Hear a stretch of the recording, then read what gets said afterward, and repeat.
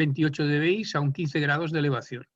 La elevación es más baja por la polarización vertical, pero la polarización vertical, siempre os lo he dicho, tiene el problema de que el efecto de tierra, si la tierra no es muy buena conductora, que es lo normal, que es un medianeja, pues no refuerza exactamente igual que la polarización horizontal. Es un tema que siempre me ha intrigado, no he descubierto exactamente cómo explicarlo, pero siempre el rebote en tierra de una onda de polarización vertical no se refuerza igual, aunque baja el ángulo de radiación, pero no tiene el mismo efecto de refuerzo de una antena cúbica que tendría 3 dB si estuviese solita en el espacio, libre, como teníamos aquí, 331 dB, sino que tiene 7,1 dB solamente. Ejercicio. ¿Podemos acortar una cúbica? ¿Por qué pongo esto? Puesto que esto nos servirá para explicar cómo podemos encoger una delta, que es mucho más interesante que no una cúbica, porque, en fin, ya que nos hemos molestado en construir una cúbica, no vamos a acortarla porque, primero, será más estrecha de banda y, segundo, pues perderemos ganancia seguro al hacerla más pequeña. Bueno, pues esto es fácil. Resulta que si os fijáis y la alimentamos por un lateral y en polarización vertical, resulta que aquí los dos segmentos tienen la misma corriente, en la misma dirección, porque aquí es un efecto punta, aquí máximas corrientes, efecto punta, los podemos doblar hacia adentro, sigue funcionando exactamente igual, con un poquito menos de ganancia porque el campo eléctrico está en el interior, no está tan expandido, pero bueno, aumenta porque se reparte por menos metros. Y estos dos los podemos convertir en un solo cable, dejar caer una punta hacia adentro y ya tenemos una cúbica con un tamaño inferior. Simplemente es un ejercicio que no sale interesante en la práctica, pero que aplicaremos a una antena delta para disminuirla. Y aquí tengo otra antena muy curiosa, que es la bazooka. Es un híbrido de cerrado y abierto. Entonces, tiene algo más de ancho de banda. ¿Por qué? Bueno, pues porque simplemente se hace con cable coaxial, normalmente con cable coaxial gordo de 10 milímetros, y simplemente al aumentar el diámetro de los cables, como sabéis, se aumenta ligeramente el ancho de banda de una antena. En mi opinión, si os fijáis, al ser los cables más gruesos, hay trayectoria muy corta, por ejemplo, entre el centro de los dos lados, y también hay una trayectoria más oblicua, dijéramos, que va desde aquí hasta esta punta, espero que se vea el cursor. Eso hace que haya un ancho de banda resonante, hay más caminos y más posibilidades y más caminos de resonancia que no en cuanto a ida y vuelta para volver en fase al centro. Por tanto, una antena contra más diámetro tiene, más ancho de banda tiene, aumenta ligeramente. Este tramo de aquí simplemente es un conductor porque tiene cortocircuitados los dos y por tanto, si se hace con coaxial o se hace con cable único, pues también hay esa diferencia que al ser más gordo tiene más caminos y por tanto aumenta un poquito el ancho de banda de la antena. Y en realidad es como una especie de adaptador Betamax, porque, pero paralelo a la antena, es una forma de alimentación aquí, como si se alimentase aquí porque va por la malla, y aquí la antena tiene una resonancia continua por el centro y una especie de adaptador de impedancia. Tiene algo más de ancha de banda, pero ojo, tiene puntas. Aquí hay puntas. Por tanto, necesita un balón simetrizador porque puede haber corrientes independientes de malla. Desde esta punta reboten sin afectar al circuito cerrado de la antena. Bueno, ¿qué pasa con ella? Pues tiene exactamente lo mismo que un dipolo. 2,28, incluso unas décimas, no sé por qué decibelios más, supongo que por el diámetro del cable o algo así, porque está hecho con... Yo le he puesto en el modelo el ancho de un RG 213 de 11 milímetros. Y es para...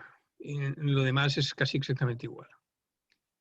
Pasemos a la antena de aro. Las antenas de aro, una sola espira, ya sabéis, aquí es un modelo que a mí lo hemos probado alguna vez, con un núcleo toroidal, alimentada por un núcleo toroidal, que hace de transformador, elevador de impedancia, es un circuito resonante, con el condensador variable. La antena, al poner un núcleo toroidal, se vuelve bastante ancha, porque el núcleo toroidal introduce pérdidas, y por lo tanto, al aumentar las pérdidas, baja el Q de la antena y se hace más fácil de sintonizar y más ancho de banda. Tanto que, no sé, yo creo que este núcleo tiene muchas más pérdidas de las que creemos. Y los núcleos, una de las dudas que tengo yo sobre los núcleos toroidales, que algún día conseguiré resolver, es que muchos núcleos toroidales,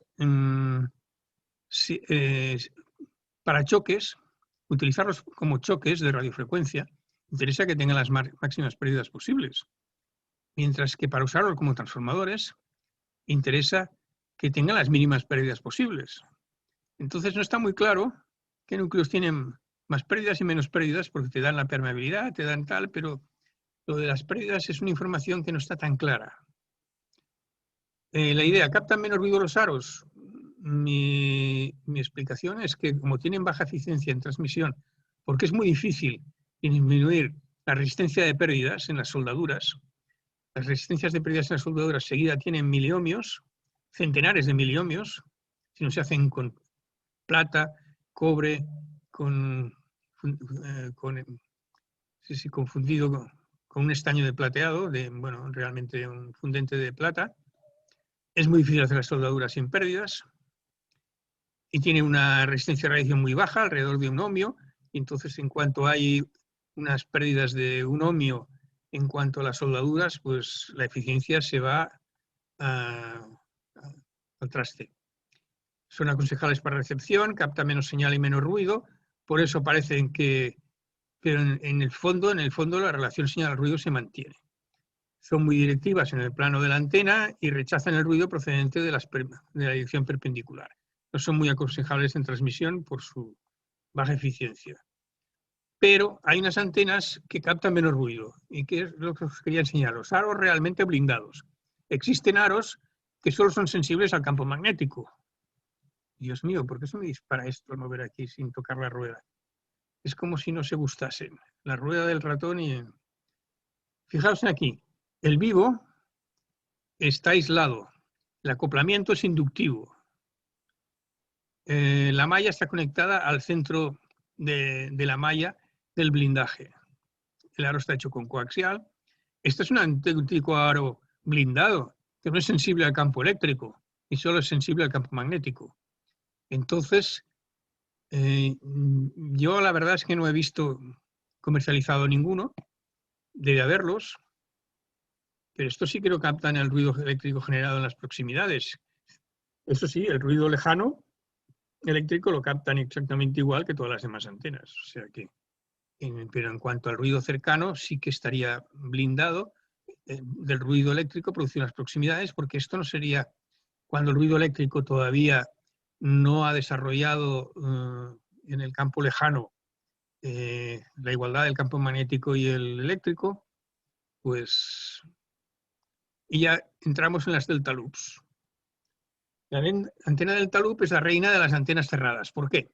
Bueno, en principio, lo que miramos aquí no es nada emocionante. Alimentadas en la base o alimentadas en la cúspide, esto es más o menos las medidas de una antena, por lo que veo, 40 metros de cable completo, es una delta loop para 40 metros. Tiene un lóbulo N-bis, y este también, con 3-4 dB, exactamente igual, da igual que se alimente por la base que por arriba, pero la que es bonita e importante, bueno, la impedancia es más alta, 100 a 200 ohmios, la que es bonita es la antena delta loop alimentada por un extremo. Al alimentarla por el extremo, la impedancia baja a 50 ohmios, no necesita, en principio, es de bucle cerrado, no necesita simetrizador, ni necesitaría balun de ningún tipo. Es una antena muy recomendable para el DX, aunque veremos aquí, ¡ay, que se me escapa la ganancia! 1,38 dBi, con un ángulo de 25 grados. ¿Por qué es importante esta antena? porque en 40 metros es una banda en que normalmente, ahora no, pero normalmente hay ionización N bis, que está por debajo de la frecuencia crítica. Los 7 megaciclos, cuando hay épocas de buena propagación, la frecuencia crítica vertical está por encima de los 7 megaciclos.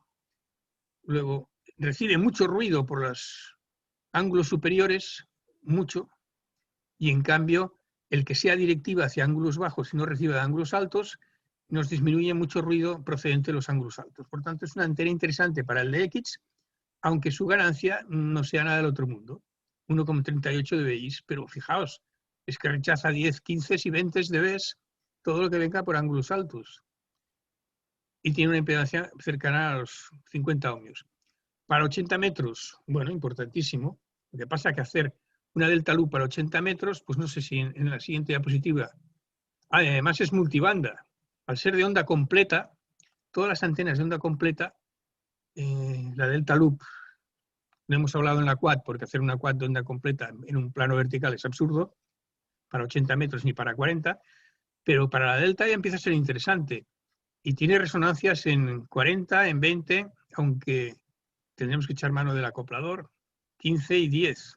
Y la de 80, que supongo que tendré algún diagrama en algún sitio, es resonante en todos los múltiplos. Pero claro, necesita 81 metros de cable. Y aquí está el problema. ¿Cómo metemos 81 metros de cable en una delta? Bueno, pues vamos a estudiar la evolución de la delta. Aquí tenemos los ejemplos de la corriente en una delta con alimentada N bis. Entonces hay unos puntos laterales en los cuales hay máxima tensión y mínima corriente, que están en puntos intermedios del triángulo. Vaya, por Dios, me ha ido todo. Y en cambio, si la alimentamos por un lateral, una de las cosas que ocurre con la delta, al desplazar el punto de alimentación del extremo a la parte de arriba, pasaremos de 50 ohmios a 300 ohmios. Es muy curioso. E incluso puede ser que nos baje el ángulo de radiación. De forma que alimentar una delta más arriba en un lado del triángulo, con el inconveniente de nos ayuda a desplazar y a aumentar la impedancia y adaptarla mejor, especialmente como veremos si la encogemos con toda clase de trucos, porque nos encontraremos con que en vez de los 50 ohmios podemos tener 40, 30, 25 y ahí empezamos a tener problemas. Al subir el punto de alimentación por el lateral aumentamos la impedancia del punto de alimentación. No necesitamos balón simetrizador y es posible que no necesitemos balón adaptador de impedancias si tenemos problemas por su baja impedancia al reducirle el tamaño, como vamos a ver ahora, cuando le apliquemos las mismas técnicas que hayamos aplicado a la cúbica anterior. Acortamiento de la delta. Vaya. Pues aplicamos el mismo método. Sabemos que si encogemos por aquí el hilo, tendremos casi corrientes iguales en la misma dirección. Podemos convertirlo en un solo cable. Y aquí también en un punto de este lado también podremos convertirlos en un solo cable. En los modelos resulta que estos puntos no son críticos. No son demasiado críticos.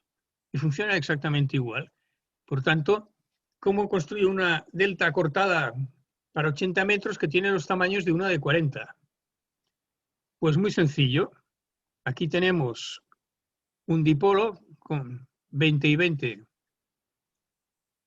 Bueno, aquí son... Sí, tan pequeña no es. Pero la metemos en un espacio solo de 2 por 15 metros. Cuando para 80 metros un dipolo necesitaríamos como mínimo un espacio de 2 por 20 metros. ¿Qué hacemos? Hacemos un tramo de 9 metros que baja por aquí aislado, separado del mástil. La ventaja de la delta es que con un solo mástil la podemos montar, o con una sola torreta, y luego podemos subir aquí, paralelo a la torreta, pero porque simplemente ayuda a la resonancia, otro tramo conectado desde la parte de abajo o desde cualquier punto de la parte de abajo.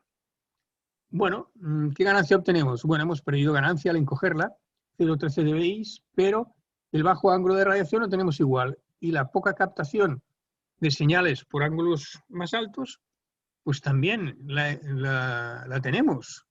Señores, tenemos una excelente antena para DX en 80 metros, en la cual hemos hecho ciertas trampas para que nos quepa en un espacio más reducido. Y hemos metido, ay, perdón, se me ha escapado todo. 2 por 17,5, 2 por 15, 2 por 9. Esto figura que son 2 por 9. Figura, ¿eh? No, aunque no lo es, porque solo son 9 metros, pero actúa tanto en un sentido como en otro para las dos ramas de la antena. Y 2 por 6 es como si hubiéramos metido 95 metros de cable. Pero bueno, en realidad, este 9 y este 6 podríamos quitarlos. Son 80 metros de cable, sí. Cable real que hemos colocado. Aunque virtualmente es como si tuviese 95, pero conseguimos la resonancia. Esto está comprobado en el modelo y esta antena funcionaría bastante bien para DX sin recibir ruidos de ángulos superiores. Tener en cuenta que los 80 metros siempre están abiertos en NBIS, siempre tienen la frecuencia crítica, siempre está por encima de los 80 metros, de los 3,5 megaciclos.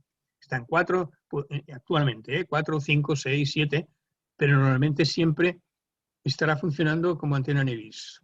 Yo lo he comprobado muchas veces porque casi siempre, incluso de noche actualmente, pues mis señales se reciben en Ordino a 100 kilómetros de distancia. ¿Se le pueden añadir los 160 metros? Bueno, hagamos más trampas. ¿Y qué pasa? Pues coloquémosles bobinas. Esta misma antena, si la colocamos a una altura que se pueda alcanzar con una escalerita, podemos quitarle y ponerle bobinas. Señores, podemos subirnos una escalera, añadimos bobinas resonantes y lo hacemos resonar a 160 metros por las buenas. Las bobinas no son de... Yo he probado con 97 microhenrios, que es bastante factible, son unas 40 o 50 espiras en una forma de tubo de 64 milímetros. No, me va sola. Lo importante es que sean accesibles y que se puedan añadir. ¿Quieres hacerla trabajar en 160 metros? Bueno, tened en cuenta que es una antena muy corta para 160 metros y nos da menos 3 dBi. Sin embargo, su bajo ángulo de radiación y su rechazo de ángulos altos la hacen ideales para reducir el ruido captado, que en 160 metros entra siempre por niveles muy altos en EBIS, mientras que nosotros escuchamos los de X.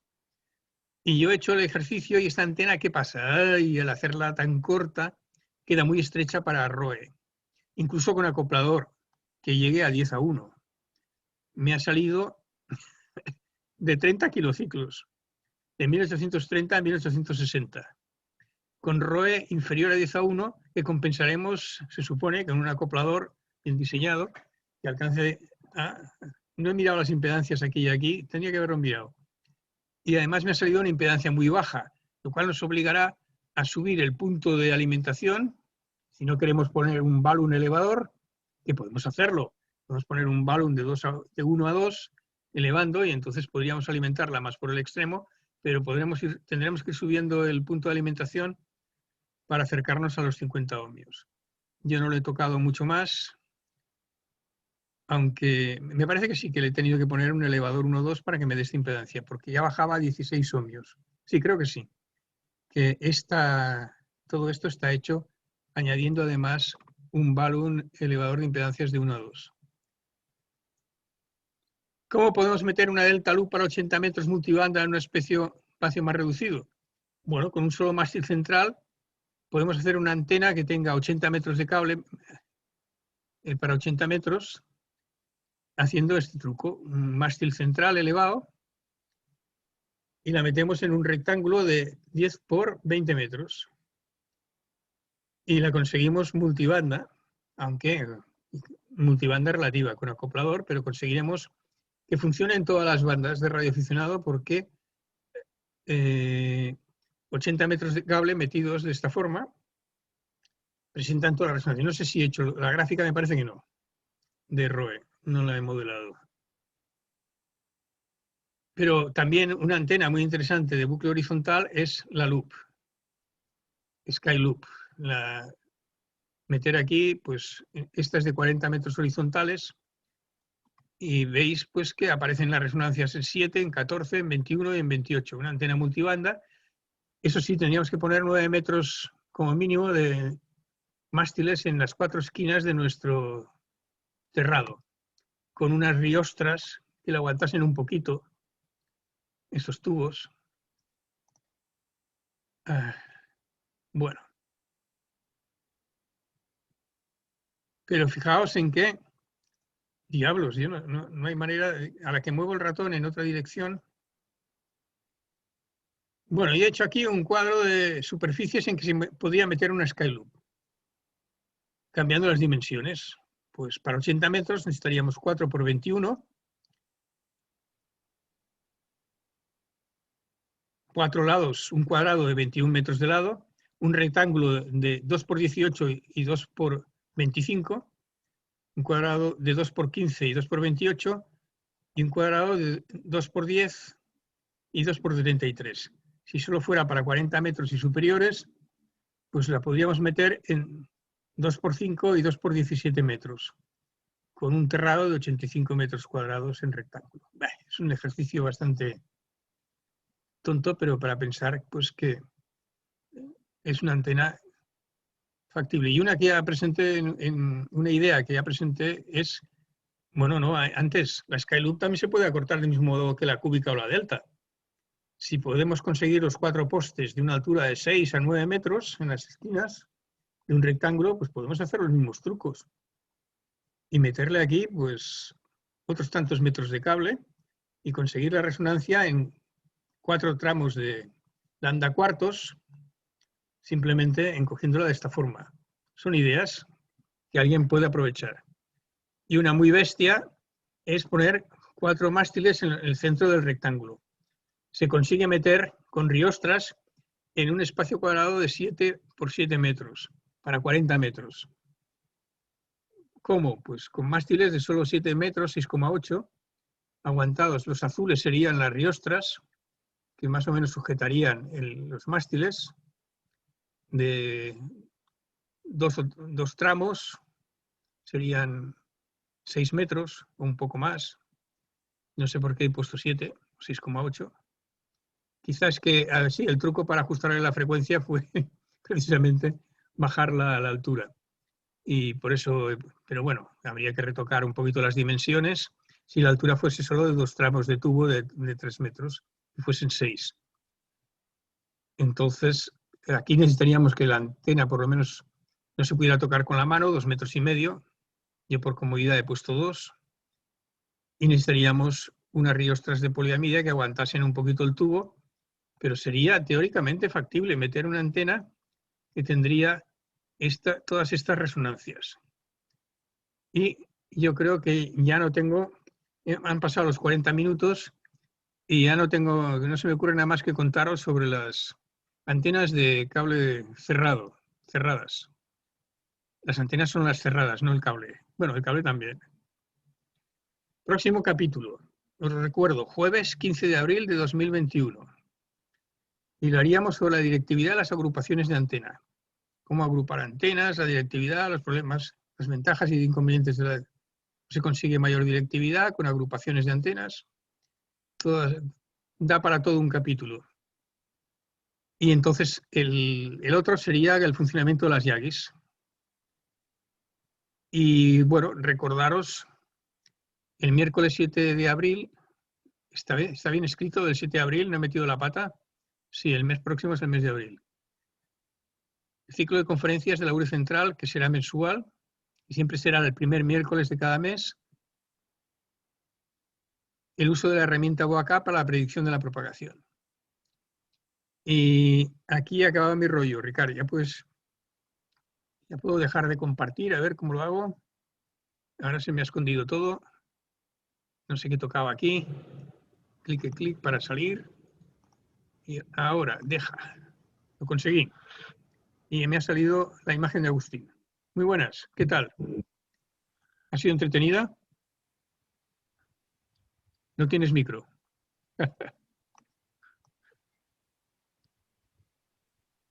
Hola Luis, sí, ahora te oigo muy bien. Ahora sí. Muy bien, pues Si a alguien se le ocurre algo más sobre las antenas de cable cerradas y que haya hecho experiencias con ellas, pues será bienvenido. Aquí tenemos a Armando. Muy Armando, sí. buenas. Bienvenido. Armando quería puntualizar una cosita. Bueno, A ver, cuéntame. Cuando hablabas de la cúbica, has dicho que la cúbica solamente una cúbica, ¿no? O una Yagi, aunque fuera una Yagi cúbica, una quad de esas. Una quad, sí. Una quad, que prácticamente sería lo mismo que una Yagi normal. O sea, porque la ganancia viene a ser más o menos la misma, ¿no? Una Yagi de 3 elementos. Un dB más, sí.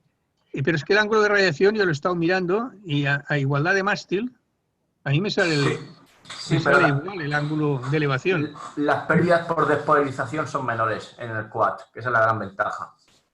¿Las pérdidas de? Despolarización. Al despolarizarse la onda, si te das cuenta, solamente influye en el dipolo principal. En los reflectores, la despolarización no influye. Es que, ¿qué significa despolarización? Esa es la primera vez que oigo el concepto. Yo también. Bueno, vamos a ver, tú tienes una polarización horizontal. Sí, y la cúbica es de polarización horizontal si la alimentas por abajo o por arriba. Efectivamente, si te llega la onda polarizada verticalmente, pues tienes pérdidas. Claro. Ah, en recepción. Sí, en recepción, correcto. Claro. Vale. En teoría son 20 dB de pérdida. Que son 20 dB de pérdidas. Pero, ¿qué pasa? Que cuando tienes una antena directiva con varios elementos directores, si te das cuenta, en la Yagi todos los elementos están polarizados horizontalmente, digamos. Es decir, en el momento que se mueve un poco la polarización, las pérdidas van a ser mayores. En cambio, en la quad, la despolarización es similar a si tuvieras solamente un elemento principal. Porque tanto el reflector como los directores, digamos que no le afecta la polarización, la despolarización. Porque sí, porque no están situados a la misma distancia si viene un poco lateral, pero si viene de frente, teóricamente, lo que cogen los dos tramos verticales se cancela, porque tienen la misma polaridad, pero al llegar al punto de alimentación son opuestas las corrientes y tensiones. Solo pero es un poquito de ladito. Lo que te decía, el reflector y los directores no tienen orientación. Los mires por donde los mires son iguales, son un cuadrado. El único que sí tiene dirección, digamos, es el alimentador, que es el de la polarización horizontal. Ajá. Vale. Pues claro, efectivamente. El único que está alimentado es el que manda la polarización. Correcto. Tanto el director como el reflector, efectivamente, no. O sea, son un par de cosas amorfas. Efectivamente, decir, pero en el caso de la Yagi... La alimentación no tiene las corrientes son inducidas y es diferente, parece. Pero en el caso de la Yagi, como los elementos de la Yagi siempre